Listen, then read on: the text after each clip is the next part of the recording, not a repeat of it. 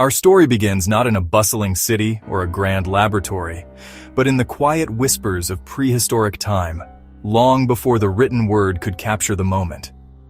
Imagine a world untouched by modern hands, a world where nature was the ultimate provider and teacher.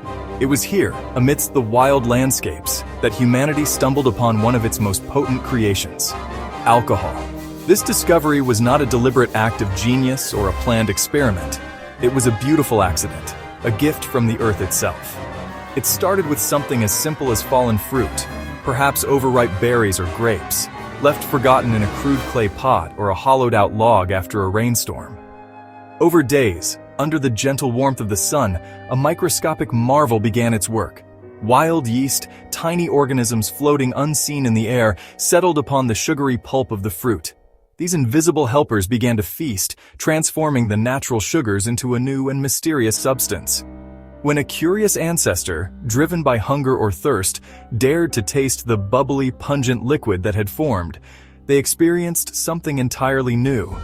It was a sensation that warmed the body, loosened the tongue, and altered the very way they perceived the world around them. As humanity evolved from nomadic tribes to settled agricultural societies, our relationship with alcohol transformed from accidental discovery to intentional craft.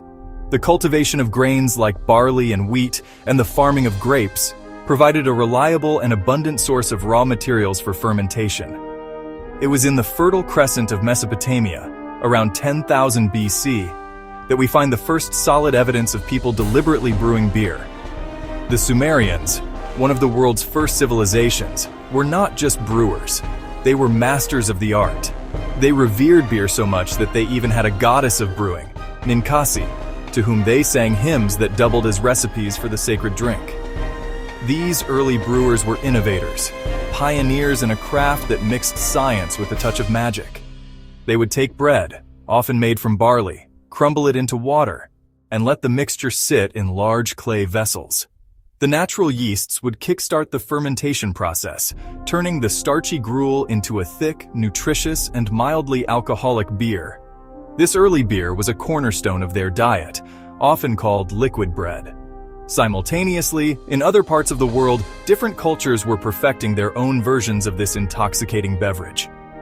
In ancient China, around 7000 BC, villagers in Jiahu were creating a fermented drink from rice, honey, and wild grapes, a potent concoction that was a precursor to modern rice wine.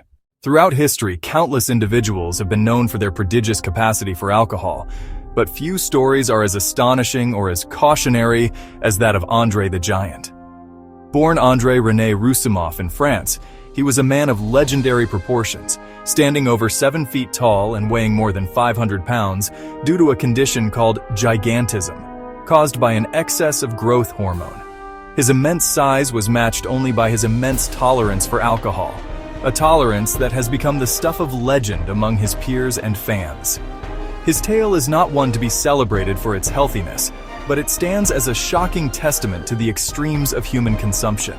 It is said that on one occasion, André consumed 156 beers in a single sitting, a feat that would be equivalent to nearly 14 gallons of liquid.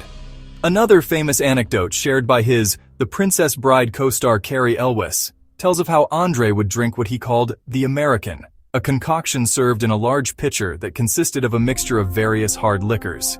He would casually sip on this potent cocktail throughout the day, seemingly unaffected by its staggering alcohol content, which would have incapacitated anyone else almost instantly. These stories, while often told with a sense of awe and humor, reveal a deeper and more troubling reality about the man's relationship with alcohol. Ultimately, André's extreme consumption was a way to cope with the immense and constant pain he suffered from his acromegaly, the same condition that gave him his size. André the Giant's life ended prematurely at the age of 46 from congestive heart failure, a condition likely exacerbated by his lifelong extreme indulgence. When someone drinks too much alcohol, the body begins a desperate struggle to cope with what it recognizes as a poison. The immediate effects are what we call drunkenness, a state that begins in the brain. The ethanol molecule in alcohol is small enough to cross the blood-brain barrier with ease, where it begins to interfere with the brain's communication pathways. It primarily enhances the effect of a neurotransmitter called GABA, which is responsible for calming the brain down, leading to feelings of relaxation and lowered inhibitions. At the same time, it suppresses glutamate, an excitatory neurotransmitter, which causes slowed thinking, slurred speech, and poor coordination. This chemical meddling is the reason a person's judgment falters and their movements become clumsy. As the quantity of alcohol increases, the symptoms escalate from mild impairment to serious danger. The initial euphoria gives way to confusion, blurred vision, and a loss of balance. The body's reflexes are severely delayed, making simple tasks like walking a straight line impossible and activities like driving catastrophic. If the drinking continues to a stage of acute alcohol poisoning, the body's essential functions start to shut down. The part of the brain that controls basic life support systems, like breathing and heart rate, becomes dangerously suppressed. The person's breathing may become slow, shallow, or irregular. Their heart rate can plummet, and their gag reflex may disappear completely, increasing the risk of choking on their own vomit. Despite its well-documented dangers, it is important to acknowledge that alcohol, when consumed in strict moderation, can offer some surprising benefits to both our social lives and our physical health. For centuries, it has served as a social lubricant, a catalyst for connection and camaraderie. A shared drink can help break down barriers between strangers, ease social anxiety, and foster a sense of shared experience. Think of the clinking of glasses at a wedding toast, the shared bottle of wine over a deep conversation, or the celebratory drinks after a team victory. This social aspect is not merely anecdotal. It has a basis in our brain chemistry. Moderate alcohol consumption can trigger the release of endorphins, the body's natural feel-good chemicals. These endorphins are known to promote feelings of pleasure and social bonding. Beyond the social sphere, a significant body of research points to potential cardiovascular benefits associated with light to moderate drinking, particularly of red wine. Some studies have suggested that consuming 1 drink per day for women and up to 2 for men may be linked to a lower risk of heart disease. This is thought to be due to several factors. Alcohol, in small amounts, can raise the levels of high-density lipoprotein, or good cholesterol, which helps protect against plaque buildup in the arteries. Furthermore, certain compounds found in red wine, such as resveratrol and other antioxidants, may help prevent damage to blood vessels and reduce the formation of blood clots. While, a single glass might offer a fleeting benefit, the journey into heavy or chronic alcohol use leads down a dark and destructive path. The disadvantages are honestly profound, affecting nearly every organ system in the body and unraveling the fabric of a person's life. The most direct assault is on the liver, which is the body's primary filtration system. The liver is tasked with breaking down alcohol, but it can only process so much at a time. When overwhelmed, it actually begins to sustain damage. The first stage is often fatty liver disease, where fat starts to accumulate in the organ. This can progress to alcoholic hepatitis, which is an inflammation of the liver, and finally to cirrhosis, a severe and irreversible condition where healthy liver tissue gets replaced by scar tissue, ultimately leading to liver failure. The brain, which experiences the immediate psychoactive effects of alcohol, also suffers long-term consequences. Chronic heavy drinking can lead to brain damage, causing a reduction in brain mass and impairing cognitive functions.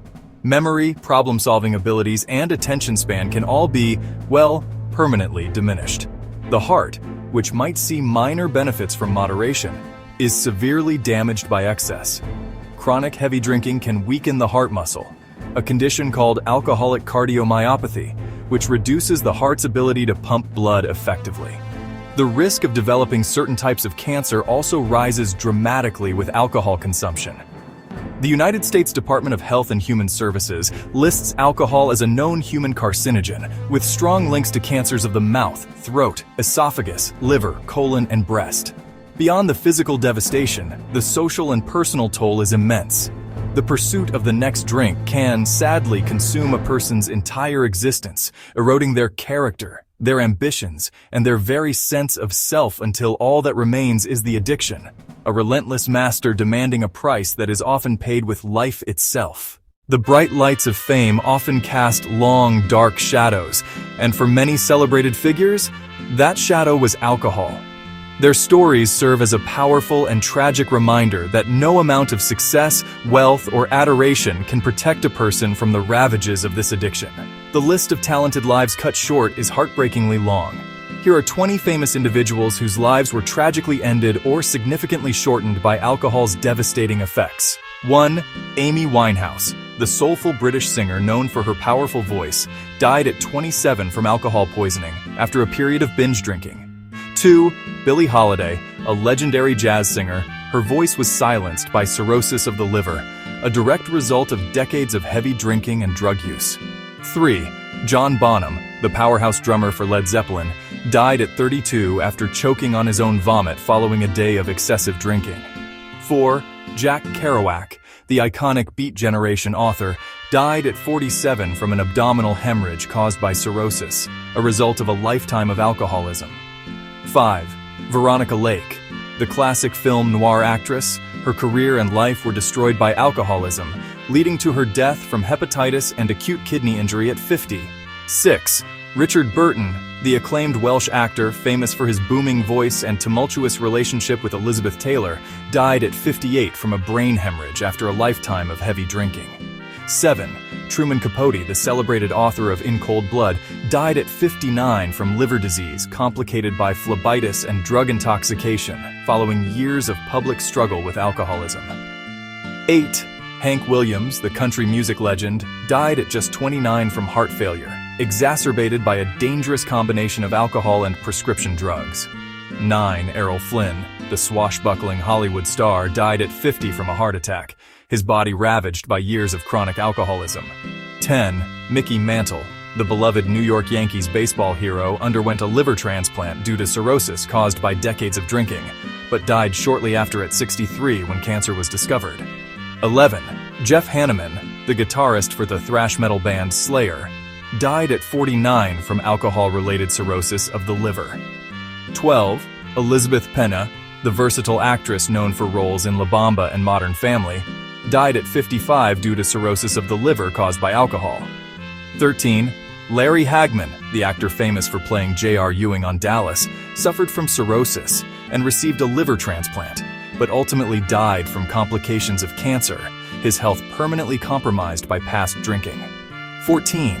Alexander McQueen, the brilliant and provocative fashion designer, took his own life at 40 while under the influence of drugs and struggling with the pressures that fueled his drinking. 15. F. Scott Fitzgerald, the great American novelist who chronicled the Jazz Age, died of a heart attack at 44, his health destroyed by years of severe alcoholism. 16. Steve Clark, the lead guitarist for the rock band Def Leppard, died at 30 from respiratory failure caused by a lethal mix of alcohol and prescription drugs. 17. George Best, the gifted Northern Irish footballer's life was a public battle with alcoholism, which led to a liver transplant and his eventual death at 59 from multiple organ failure. 18. Bon Scott, the original lead singer of AC/DC, died at 33 from acute alcohol poisoning, found lifeless in a car after a night of heavy drinking. 19. Dylan Thomas, the Welsh poet, famously drank himself to death in New York City at the age of 39, his official cause of death being pneumonia, a weak heart, and a fatty liver.